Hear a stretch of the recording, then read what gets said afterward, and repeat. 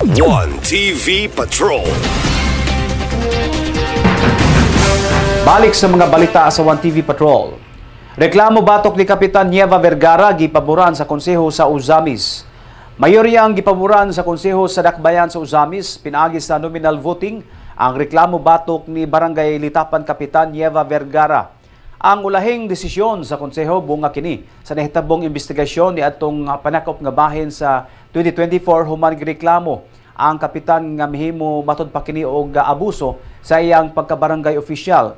Duha ka butang ang gireklamo sa mga individual batok ni Kapitan Nieva Vergara ang pagpangilabot niini sa elections of officers sa hugpong sa mga senior citizens sa maong barangay ug ang reklamo nga graft and corruption. Sa nahitabong nominal voting sa mga sakop sa konseho, guilty decision pa lang ang aksyon nga gihimo og wala pay penalty nga gipahamtang ngadto kang Kapitan Nieva Vergara sa rason nga ikonsulta pa ang maong kahimtang sa Commission on Election. Sumalang sa balaod sa COMELEC, bawal mohimo ang mga penalty batok sa mga opisyal sa gobyerno samtang epektibo pa ang election period.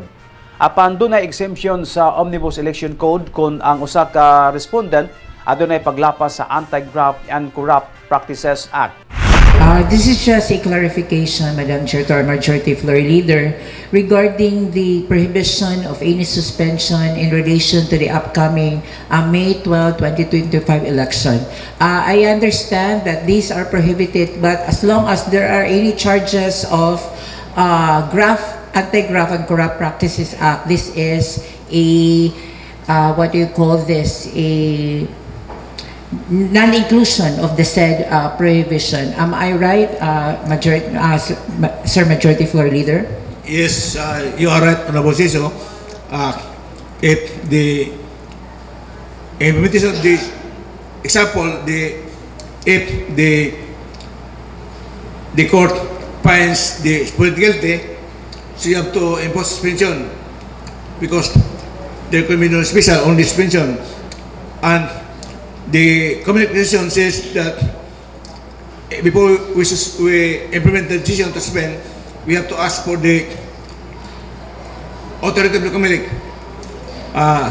because at this point in time, it is now the election period.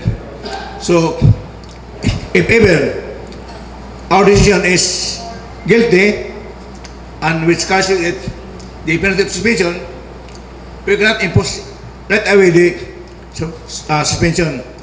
We cannot implement right away because we need the approval of the COMELEC authority to suspend the Punong Barangay of Litapan.